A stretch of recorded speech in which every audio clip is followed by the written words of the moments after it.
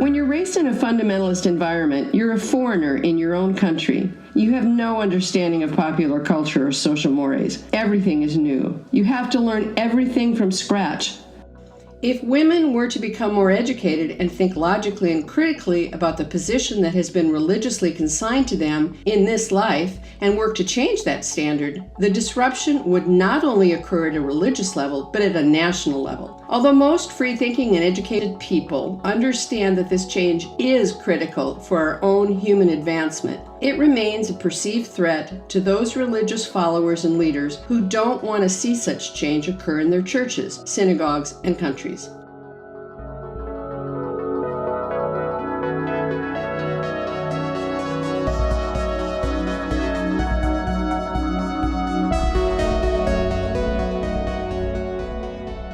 Welcome to the Women Beyond Belief podcast. I'm the host, Wendy Marsman. Dr. Karen Garst is the author of the book titled Women Beyond Belief, Discovering Life Without Religion. Karen's book is a collection of personal essays from 22 women from diverse backgrounds who tell their stories of leaving religion. Karen also has a blog which can be found at www.faithlessfeminist.com. This podcast episode is the fourth in a series where Karen records the audio version of her blog articles. In the first section, she reads a guest post by Carlin Ross entitled From Fundamentalist to Feminist. And in the second section of this episode, Karen reads a guest post by Shana Babylonia with 5 reasons why organized religion fears educated women. These feminist authors challenge the status quo, and I'm sure you will learn some new insights from this episode. Thanks for listening.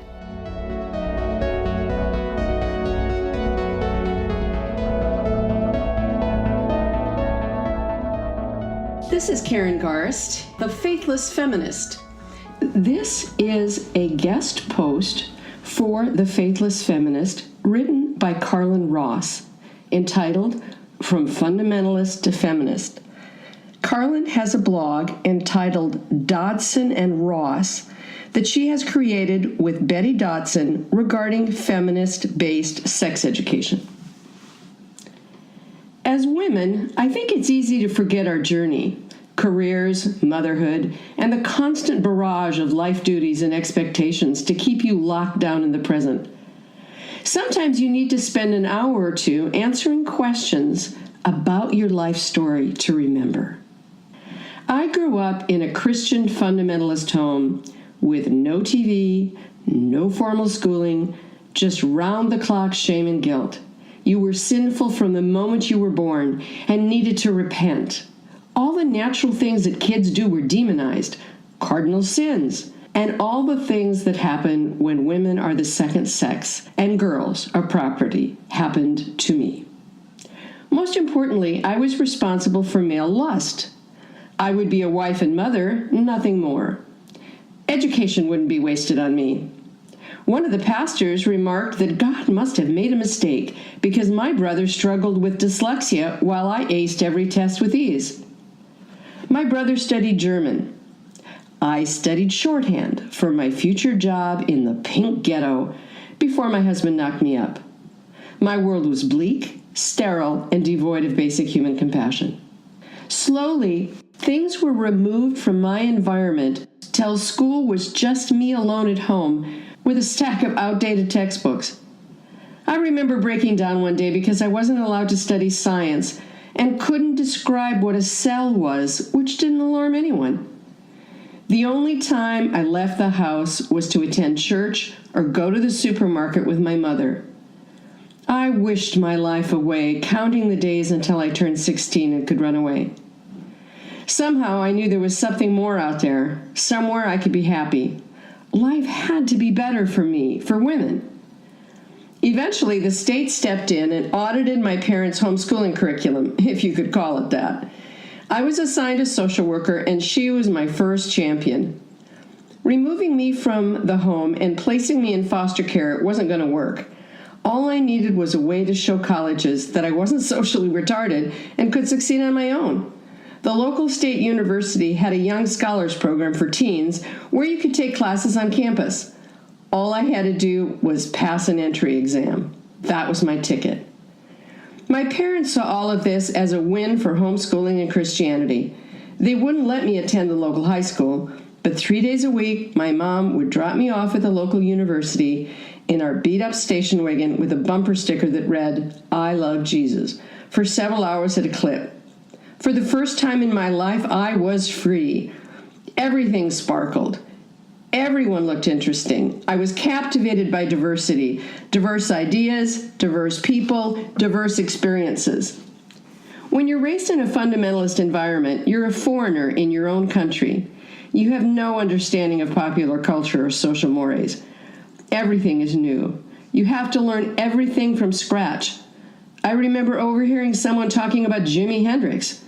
I marched up to the librarian's desk and asked to take out a book on Jimi Hendrix. They all laughed and pointed me in the direction of the audiovisual section. I sat there with headphones on, listening to Purple Haze for the first time, and my mind was blown right open. I knew that there was more out there, and now I'd found it. Eventually, I matriculated and knew that I would pursue a law career. To me, lawyers were fighters who could protect themselves and others. I wanted a sword. I would never let anyone enslave me again. I guess I thought that sexism and inequality were limited to religion. I truly thought that once I moved into secularism, I would be seen as a whole person. You can imagine my heartbreak when I realized I'd suffered the same plight, only with some new misogynistic wrinkles. Law school was the worst. Fellow students dropped comments about how I was accepted because I was pretty, like I attached a picture with my application. If I got an A, it was because I blew the professor. As bad as it got in my parents' church, no one would ever have accused me of trading sexual favors for grades. It was nothing but sexual harassment during my internships. 50% of graduating lawyers were women, but only 14% of practicing lawyers were women. I had chosen one of the most male-dominated industries out there. It was depressing. I worked hard. The wives of the law partners talked about how much their husbands respected me. I played the game, but I hated every minute of it. This is when my feminist legacy started to nip at my heels. My great-great-aunt was one of the first female physicians in New York City. She attended medical school, and in 1898, when she signed on to her first hospital, 19 male doctors resigned on the spot. They refused to work with a woman.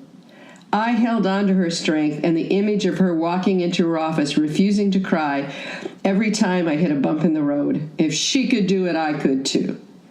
Later, she started a local clinic in Brooklyn serving low-income patients who needed care and subsidized prescriptions. She employed 13 doctors and spent her days raising money for her clinic, dismissing all the newspaper articles describing her friendship with another doctor as a lesbian affair. I have pictures of her in a black bodice gown with short hair standing next to her similarly suited best friend. My grandfather adored her and spent his summers at her home in Ashbury Park, New Jersey. She was bold, successful, and never married. Together with her sisters, they marched for suffrage down Madison Avenue, past Betsy's future apartment. As a child, my grandfather was featured in Gerber baby ads because suffragettes fed their babies Gerber. I've always felt like she was my guardian angel, and I had to live up to her legacy. As I recounted my childhood and my great-great-aunt, my journey became so clear. I thought that the women in my family had fought for equality and won. All I had to do was get out of my fundamentalist home, and it would be easy sailing. I was wrong. There isn't a place on earth where women live in true equality, and it all starts with a sexual double standard. Girls are raised to serve one function, to please and to birth the next generation while dependent on men for their financial security. The power dynamics within our world culture are so fucked. We oppress women at every turn.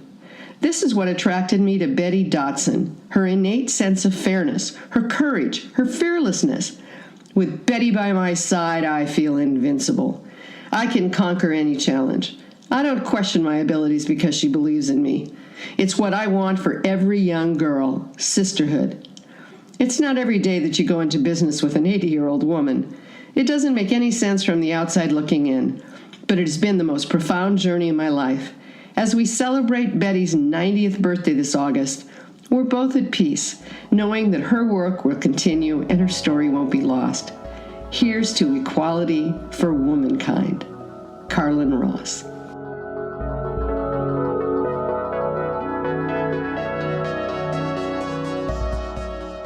I am reading a blog post that has been written by Shanna Babylonia, who at one point in time had her own blog. It is entitled 5 Reasons Why Organized Religion Fears Educated Women. For thousands of years, women have been defined only in correlation to their relationship to men. They have been kept hidden, prohibited from speaking, forced into submission, and treated as the unclean gender, whose existence is that of mental and physical servitude to her human counterpart. Why has so much emphasis been placed upon the mind and actions of women? What does organized religion fear about the mind of an educated and logically thinking woman? Here are 5 reasons why organized religion fears educated women. Number 1, the loss of patriarchal control. The 3 largest religions on our planet are all patriarchal religious establishments. They were created by men for the benefit of men. This has created a human imbalance for nearly every society on earth. But there are some who insist on maintaining that imbalance by putting man in the place of a godlike being while ascribing an inferior role to women. The problem is, these patriarchies are not just part of religious organizations, but in many cases the entire basis for national laws in some countries. If women were to become more educated and think logically and critically about the position that has been religiously consigned to them in this life and work to change that standard, the disruption would not only occur at a religious level, but at a national level. Although most free-thinking and educated people understand that this change is critical for our own human advancement, it remains a perceived threat to those religious followers and leaders who don't want to see such change occur in their churches, synagogues, and countries. Number 2, conflicting influence over children and family life. Women play an enormous role in the lives of their children and the daily functioning of their household. When women become more educated and are capable of thinking logically about their environment and the ideas that their children will become exposed to, they are more cautious about what they choose to introduce into the minds of their offspring. Additionally, they are more watchful about where they as a family spend their time and the types of ideas that will dominate the mental theme of their household. As educated, logically thinking woman is more likely to spend time teaching her children about concepts that have nothing to do with religion and more to do with subjects that will expand her child's mind and abilities rather than focusing on religious emotional dependence. This is a threat to religion because that child will not have the same tendency toward the religion as a child of a mother who desperately clings to religious dogma. For religion to disseminate in each generation, it must begin in childhood, and it must be presented as a necessity that the child understands to be just as compulsory as food or water. An educated woman capable of thinking critically about religious ideas will not influence her child to cleave to religious ideology in this way. She will teach them the opposite. She will teach them to think for themselves, which in turn breaks the cycle of religious dependence that is essential for religious continuance. Depleting the ranks. It is widely known fact that the more educated and financially stable a woman becomes, the more likely she is to practice family planning and have her children at a later age. Educated women are also more likely to have fewer children than their uneducated and impoverished female counterparts. Furthermore, educated women are more likely to cultivate their own worldview rather than simply following their traditional familiar teachings, and may contribute no followers to a religion when they do finally decide to start a family. This is a problem for religion because women who choose the timing and size of their household don't typically contribute the same amount of future followers to a religion as those women who are restricted from pursuing an education and career.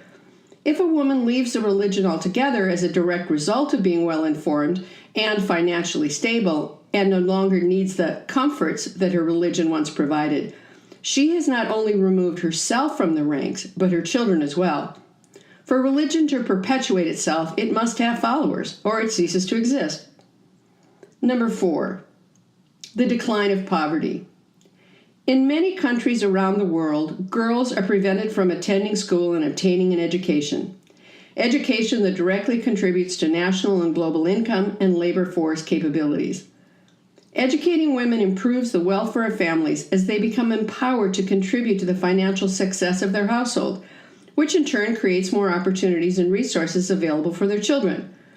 When their children have better access to education and prospects to lead a more productive and financially stable lifestyle, this threatens religion because well-educated people are less likely to fall prey to religious dogma and persuasive religious propaganda. The poor and undereducated represent a huge portion of religious followers. Without poverty, religion is incapable of maintaining its stronghold on societies. This is easily observable in countries where women are free to pursue education, critical thought, and open expression, as the amount of serious religious cohorts is greatly diminished as a society includes women in its educational and employment opportunities. Conversely, the ill effects